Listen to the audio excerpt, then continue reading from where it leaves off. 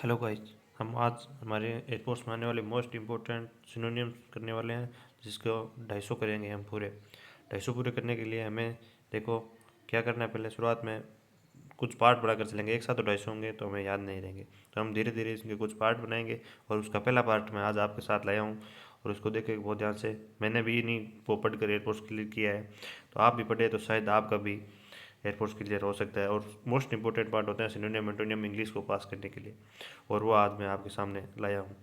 तो हम देखें, पहले से शुरू करते हैं बिना कोई टाइम वेस्ट किए। और अगर मेरे बताए हुए ये सिनोनियम और एंटोनियम आपको अच्छे लगते हैं तो आप चैनल को सब्सक्राइब करें, लाइक करें और शेयर भी करें, ताकि और भी बच्चों का फ़ायदा हो सके। तो हम शुरुआत करते हैं बिना कोई टाइम वेस्ट किए। पहला पहला है इरवोकेबल। इरवोकेबल मतलब होता है अपरिवर्तनीय, अटल, यानी कि जो एक जगह टिका रहे। तो चेंज होगा नहीं। डन। डन मतलब क्या होता है? संपूर्ण। अनअल्टरेबल होता है अटल, परिवर्तनीय और निरंतर। निरंतर मतलब कोई भी काम लगातार हो रहा है, यानी कि बिना किसी चेंज के। तो इरवोकेबल, अटल, परिवर्तनीय सही आंसर हो जाएगा अनअल्टरेबल, यानी कि ऑप्शन सी। तो हम बताएं दूसरे पर एडोन। एडोन मतलब होता है सजाना। हम सजाना, सजाना का मतलब होता है किसी चीज़ को सुंदर बनाना। सुंदर बनाने के लिए एडोन का हो जाएगा ब्यूटीफाई।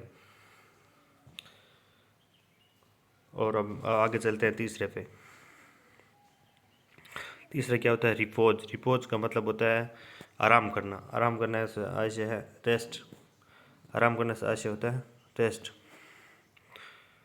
आराम करने से आशय होता है रेस्ट। और अब बात है चौथे पर। चौथा होता है कम्बशन। कम्बशन का मतलब होता है कि कोई भी हलचल, हलचल जिसकी वजह से बाधा उत्पन्न होती है। तो उसके लिए क्या हम सिनोनिम के रूप में क्या करेंगे? डिस्टर्बेंस। सिनोनिम क्या हो जाएगा? डिस्टर्बेंस। और बाद में आता है 5 नंबर। 5 नंबर पे आता है नर्चर। नर्चर मीन्स है, इसको देखें तो हम एक रूप से हम इसको फ्रेज भी मान सकते हैं, और इस फ्रेज का सही आंसर देखें तो नर्चर मतलब होता है बड़ा, बढ़ना। और बढ़ने के लिए आता है टू ग्रो। और जैसे और आगे चलते हैं छठे पर। छठे पर होता है डेनी। डेनी मतलब मना करना। मना, डेनी यानी कि मना कर देना होता है। और मना कर देंगे सीधा से हम जानते हैं कि रिफ्यूज। रिफ्यूज मतलब मना करना होता है। और अब हम चलते हैं सातवें सिनोनियम पर। सातवें मतलब, सातवें में क्या देखेगा? एब्यूज। एब्यूज का मतलब होता है कि गाली देना। गाली देने से आंसर है इसका सुटेबल आंसर होगा स्कॉर्न। स्कॉर्न मतलब भी गाली देना ही होता है। और अब हम चलते हैं आठवें पर। जल्दी जल्दी चले करेंगे, क्योंकि इतना ज़्यादा टाइम होगा तो आपको भी टाइम वेस्ट होता है। मैं समझ सकता हूँ आपकी ये बातें। डोसाइल। डोकाइल। डोकाइल मतलब होता है मतलब शांत स्वभाव का, जिसके लिए हम कह सकते हैं सबमिसिव, आसानी से मान जाने वाला, शांत स्वभाव का। कंसिडरेट यानी कि हम किसी चीज़ को कंसिडरेट करते हैं, मतलब उसके बारे में थॉट सोचते हैं। सोचना मतलब थॉटफुल। क्या होता है? थॉटफुल। तो हम जान सकते हैं कंसिडरेट मतलब थॉटफुल। इर्सोल्यूट यानी कि इर्सोल्यूट को हम मान सकते हैं कि दुविधा में पड़ा हुआ, यानी कि जिसके बारे में हम कुछ डिसाइड नहीं कर सकते, उसको कह सकते हैं अनडिसाइडेड। उसको कह सकते हैं अनडिसाइडेड। और आगे आता है 11 नंबर। 11 नंबर पे आता है फ्रगल। फ्रगल मतलब होता है कंजूस। कंजूस का हम वैसे देखें तो इसका यहाँ पर सही मीनिंग बैठ रहा है माइजरली। माइजरली मतलब भी कंजूस ही होता है। और आता है मोटिव। 12 नंबर पर। मोटिव मतलब होता है गति। गति यानी कि किसी दिशा में हमारा इरादा, किसी दिशा के बीच हमारा मूव क्या होगा। मूव के लिए, गति के लिए क्या तो शब्द होता है? इंटेंशन या इरादा। 13 नंबर पर आता है पिट्टी। पिट्टी यानी कि दया भी हम कह सकते हैं, और इसके लिए सही शब्द रूप होगा मर्सी। मर्सी मतलब भी दया ही होता है। क्वेस। क्वेस का मतलब होता है किसी चीज़ से हटा देना, या उस चीज़ से बाहर निकाल देना, या रिजेक्ट कर देना। एक ही चीज़ है, तो क्वेस 14 का क्वेस को हम रिजेक्ट भी इसके लिए सही सिनोनिम्स होगा। और आगे आते हैं हम 15 नंबर पे। 15 नंबर होता है रेस्ट्रिक्ट। रेस्ट्रिक्ट यानी कि मना करना। मना करने के लिए आप सीधा से हम जानते हैं कि क्या क्या उपयोग होता है? प्रोहिबिट। प्रोहिबिट यानी भी मना करना। एंटीसिपेट। एंटीसिपेट मतलब देख लो कि आप किसी से क्या आशा करते हैं, नहीं एंटिसिपेट, उन्होंने ऐसे एंटिसिपेट नहीं की थी, एक्सपेक्ट नहीं किया था। उसके लिए आप सीधा आंसर क्या हो सकता है, एक्सपेक्ट। और एक तो एक्सेप्ट, एक्सेप्ट मतलब तो होता है स्वीकार करना। होप मतलब आशा, एंटोनियो गिव्स इसको कोई रिलेटेड नहीं है।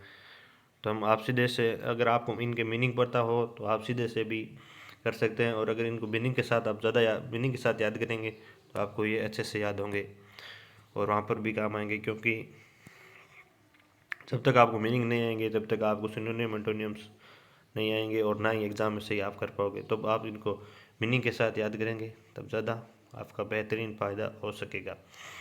अब आ जाते हैं अगले नेक्स्ट 17 पे। 70 पर है ट्रेमेंडस। ट्रेमेंडस का मतलब क्या होता है कि महंगा, एक्सेसिव, जिसको हम खरीद नहीं सकते, यानी कि जिसका एक्सेसिव कोई भी थिंग्स है, जैसे बड़ी बड़ी, जैसे जो हमारे, जिनको हम कहें इजीली अफोर्ड नहीं कर सकते, उन्हें हम क्या कहते हैं, एक्सेसिव। मेटिकुलस ट्रेनिंग होता है कि जो हमको दर्द देने के लिए हो, दर्द देता है, तो कह सकते हैं पेनस्टेकिंग, हम कह सकते हैं पेनस्टेकिंग। और बाद में आता है एब्यूडेंट। एब्यूडेंट का मतलब होता है प्लेंटीफुल, यानी कि भरा हुआ। एब्यूडेंट का होता है एब्यूडेंट, प्लेंटीफुल, एक ही चीज़, यानी कि इनका मतलब होता है भरा हुआ। भरा हुआ क्या होता है, भरा हुआ।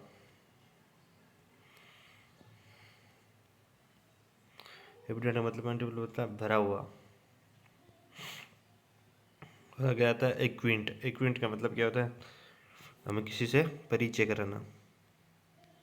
क्या होता है, किसी से परिचय होना, परिचय कराना। परिचय कराने के लिए क्या कहते हैं, इंट्रोड्यूस, इंट्रोड्यूस। और अब हम आगे चलते हैं। आगे से क्या आता है 21 पे। 21 पे आता है चेंज। चेंज का मतलब होता है बदल देना। और चेंज का मतलब क्या होता है, बदलाव। आप सभी जानते हैं चेंज का मतलब क्या होता है, बदलाव। और यहाँ पर चेंज का क्या हो जाता है, बदलाव। बदलाव मतलब चेंज के लिए सही सिनोनियम मान लो, अगर फिर माने तो क्या होता है, एल्टर। यहाँ पर क्या हो जाएगा, एल्टर। तो ये थे आज हमारे फर्स्ट पार्ट के सिनोनियम और एंटोनियम्स। अगर आप चाहते हैं कि मैं इनकी पीडीएफ फाइल आपको दूं तो आप मुझे यहाँ पे कमेंट बॉक्स में अपना नंबर मैसेज कर सकते हैं। मैं आपको इसकी पीडीएफ फाइल विद आंसर मैं आपको उपलब्ध करा दूंगा। तो thanks for all of you.